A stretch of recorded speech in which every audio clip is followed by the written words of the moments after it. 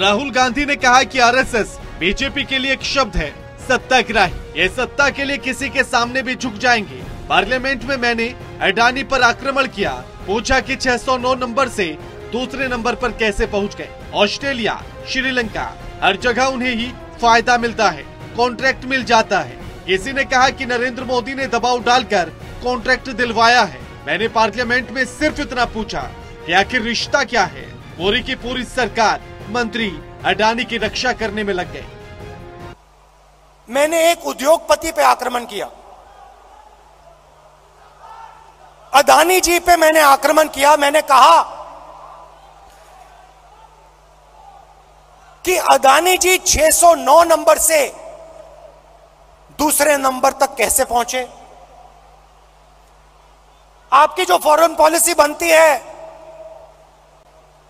चाहे वो बांग्लादेश हो, चाहे वो इजराइल हो, ऑस्ट्रेलिया हो, श्रीलंका हो, सब जगह उनको फायदा मिलता है। मैंने सिर्फ सवाल पूछा, भैया बता दो रिश्ता क्या है। और मैंने ऐसे एक फोटो दिखाई, उसमें नरेंद्र मोदी जी ऐसे बैठे हैं। नरेंद्र मोदी जी अडानी जी के हवाई जहाज में रिलैक्स करते हुए दिख रहे हैं। तो मैंने पूछा, भैया बता दीजिए रिश्ता क्या है। राहुल गांधी ने आगे कहा कि अडानी पर जो आक्रमण करता है वो देशद्रोही है।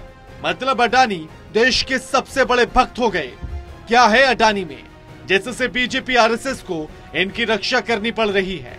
शेल कंपनियों से हजारों करोड़ रुपए बाहर भेजा जा रहा है। ये कंपनियां किसकी हैं? हिंदुस्तान की सरकार को क्यों नहीं मालूम कि ये शेल कंपनियां किसकी हैं? जेपीसी का गठन क्यों नहीं हो रहा है? राहुल गांधी ने कहा कि एलआईसी का जो इन्वेस्टमेंट है उसमें नुकसान हो रहा है। स्टेट बैंक $1 बिलियन का लोन अडानी को दे रहा है। उस टेबल पर मोदी क्यों बैठे हैं? क्या रिश्ता है अडानी के साथ उनका? मोदी कह देते कि अडानी के साथ उनका कोई रिश्ता नहीं है, लेकिन रिश्ता है। अडानी और मोदी एक हैं। अब आपने नोटिस किया होगा कि पूरी की पूरी सरकार, सारे के सारे मंत्री अडानी जी की रक्षा करने लग गए। कहते हैं जो अडानी जी पे आक्रमण करता है वो देशद्रोही है। मतलब अडानी जी देश के सबसे बड़े देशभक्त बन गए और बीजेपी और आरएसएस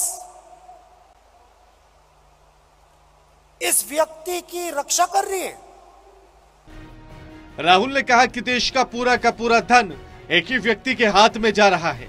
डिफेंस, एग्रीकल्चर, डिफेंस सब एक ही व्यक्ति के हाथ में है। राहुल गांधी ने कहा कि हम जब सिर्फ एक सवाल पूछते हैं कि रिश्ता क्या है, हमारी पूरी की पूरी स्पीच हटा दी जाती है। जब तक अडानी की सच्चाई सामने नहीं आ जाती, हम सवाल पूछते रहेंगे। अडानी की कंपनी में जो लोग काम कर रहे हैं उनसे मैं कहना चाहता हूं कि ये कंपनी देश को नुकसान पहुंचा रही है।